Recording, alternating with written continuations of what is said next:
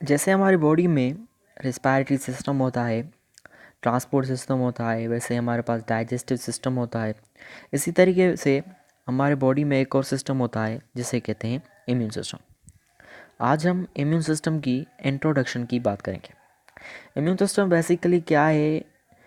Sales और proteins की composition है। सेल्स और प्रोटीन्स होते हैं कुछ, वो अ, उनके कलेक्शन, जो वो कलेक्ट करके हम उसे क्या कहते हैं, एक सिस्टम कहते हैं, उसे कहते हैं immune system. Immune system basically हमें इम्यूनिटी प्रोवाइड करता है।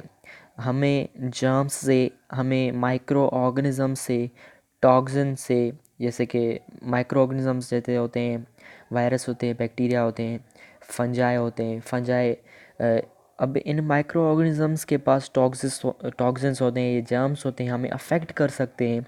तो हमें हमारी बॉडी क्या है, उनके अगेंस्ट एक रेजिस्टेंस दिखाती है, रुकावट दिखाती है। उस रुकावट, उस सिस्टम को कहते हैं इम्यून सिस्टम। तो इम्यून सिस्टम हमें क्या, इम्यूनिटी प्रोवाइड करता है against the micro organisms, against the germs. Means जो भी वो चीज़ें जो हमें डिजीज़ काज कर सकें, उनके अगेंस्ट हमें इम्यूनिटी प्रोवाइड करता है। उस सिस्टम को कहते हैं immune system.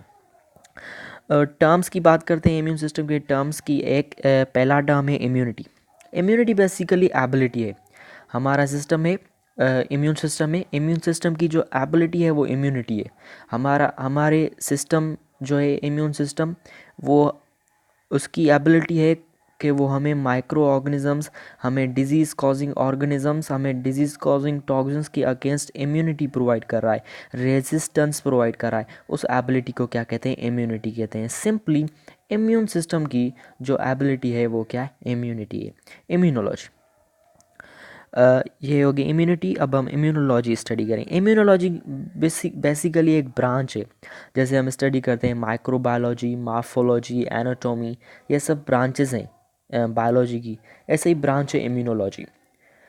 Immune system function कैसे करता है, उसकी कंपोजिशन क्या है, उसमें सेल्स कौन से हैं, उसमें प्रोटीन्स कौन से हैं, वो इम्यूनोलॉजी में हम स्टडी करते हैं। अगर इम्यून सिस्टम अपना फंक्शन परफॉर्म ना करे तो उससे क्या डिजीज़ हो सकते हैं, क्या डिसऑर्डर हो सकते हैं, उसे कहते हैं, उस ब्रांच को कहते हैं जिसमें ये हम सब स्टडी करते हैं, उसे कहते हैं इम्यूनोलॉजी।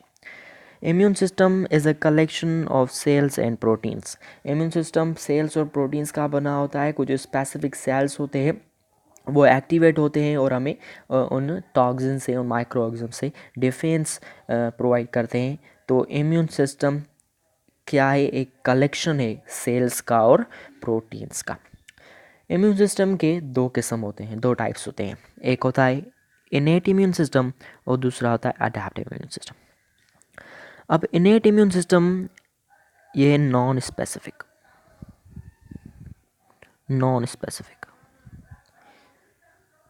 और उसके अगेंस्ट अडेप्टिव इम्यून सिस्टम क्या है, ये है स्पेसिफिक। नॉन स्पेसिफिक से मुराद है कि कोई भी माइक्रो ऑर्गेनिज्म हो, कोई भी जर्म्स कॉजिंग हो, कोई भी डिजीज़ कॉजिंग ऑर्गेनिज्म, फंजाई हो, बैक्टीरिया है, चाहे किसी भी किस्म के माइक्रो ऑर्गेनिज्म हो, उनके अगेंस्ट हमें इम्यूनिटी प्रोवाइड करे, वो है इनेट इम्यून सिस्टम। लेकिन जो अडेप्टिव इम्यून सिस्टम है ये स्पेसिफिक है। ऐसा नहीं कि सभी बैक्टीरिया, ऐसा नहीं कि सभी वायरस के अगेंस्ट, सभी जर्म, सभी डिजीज़ कॉजिंग ऑर्गेनिजम्स के अगेंस्ट ये काम दिखाए। ये कुछ स्पेसिफिक के अगेंस्ट काम दिखाता है, इसे कहते हैं अडेप्टिव इम्यून सिस्टम। और दूसरा जो इनमें डिफरेंस है वो है टाइम के हवाले से। इनेट इम्यून सिस्टम इमीडिएटली काम करता है। जैसे किसी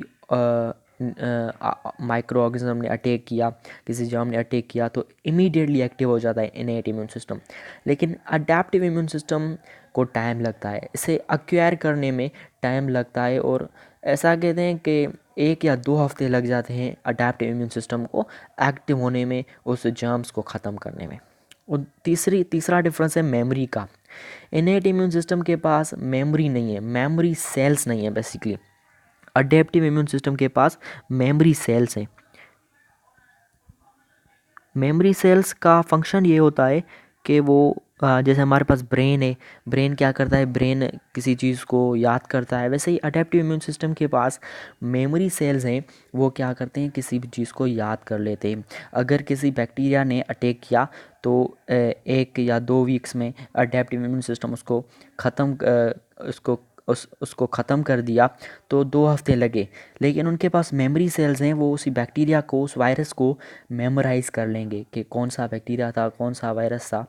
तो नेक्स्ट टाइम अगर सेम बैक्टीरिया, सेम वायरस, उसी किस्म के वायरस या बैक्टीरिया ने अटैक किया, तो उस दूसरी बार में जो रिस्पॉन्स होगा वो बहुत ज़्यादा होगा। अगर 2 हफ्ते पहली दफ़ा में लग गए थे, तो अभी 2 या 3 दिन लगेंगे। तो memory cells adaptive immune system में होते हैं, लेकिन इनेट इम्यून सिस्टम में नहीं होते। चौथा जो डिफरेंस है वो है, इनेट इम्यून सिस्टम हमारे पास बाय बर्थ होता है। कोई भी नया चाइल्ड बोर्न हुआ है तो उसके पास इनेट इम्यून सिस्टम होगा, लेकिन ज़रूरी नहीं कि उसके पास अडेप्टिव इम्यून सिस्टम भी हो। अडेप्टिव को अक्वायर्ड इम्यून सिस्टम भी कहते हैं। अक्वायर्ड यानी किसी चीज़ को अक्वायर करना। इनेट इम्यून सिस्टम हमारे पास बाय बर्थ होता है, अडेप्टिव हमारे पास बाय बर्थ नहीं होता। इनेट इम्यून सिस्टम कोई भी चाइल्ड है, कोई भी एनिमल है, सबके पास नेचुरल है, सबके पास सेम है। जो अडेप्ट है वो सेम नहीं है। अगर किसी बैक्टीरिया ने अटैक किया तो उसके अगेंस्ट कुछ एंटीबॉडीज़ बनते हैं, कुछ सेल्स बनते हैं। तो जब तक सेल्स बने फिर रिस्पॉन्स होगा, लेकिन इनेट इम्यून सिस्टम के पास पहले से ही सेल्स मौजूद होते हैं। तो इनेट इम्यून सिस्टम क्या है, बाय बर्थ हमारे पास है। लेकिन अडेप्टिव जब अटैक होता है किसी माइक्रो ऑर्गेनिज्म जब कोई अटैक करता है, फिर अडेप्टिव इम्यून सिस्टम एक्टिवेट होता है, फिर सेल्स बनते हैं। तो इनेट immune system simply by birth होता है, और अडेप्टिव इम्यून सिस्टम क्या है, ये अक्वायर्ड है। अक्वायर्ड, फिर से लिख लेते हैं। अक्वायर्ड, अक्वायर्ड मीन्स ये अक्वायर होता है जब किसी ने अटैक किया माइक्रो ऑर्गेनिज्म में, फिर एक्टिव हुआ, फिर सेल्स बने, फिर प्रोटीन्स बने, कुछ एंटीबॉडीज़ बनती हैं। तो ये बाय बर्थ नहीं होता। जबकि इनेट इम्यून सिस्टम क्या होता है, ये बाय बर्थ होता है। एक चाइल्ड पैदा हुआ, उसके पास सेम इनेट इम्यून सिस्टम होगा जो हमारे पास होगा। तो बाय बर्थ क्या होता है, इनेट इम्यून सिस्टम होता है, जबकि बाय बर्थ नहीं होता adaptive immune system. Next videos में हम बात करेंगे इनेट इम्यून सिस्टम के बारे में, और अडैप्टिव इम्यून सिस्टम को हम डिटेली स्टडी करेंगे।